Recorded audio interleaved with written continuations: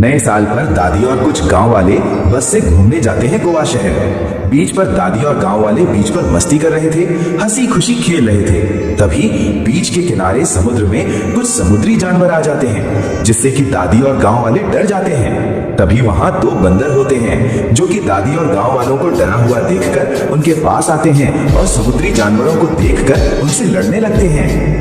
दोनों बंदर समुद्री जानवरों को मार देते हैं, जिससे कि दादी और गांव वाले बहुत खुश हो जाते हैं। फिर थोड़ी देर बाद दोनों बंदर और दादी रोने लगते हैं, क्योंकि बंदरों के लिए किसी ने भी लाइक सब्सक्राइब नहीं किया था।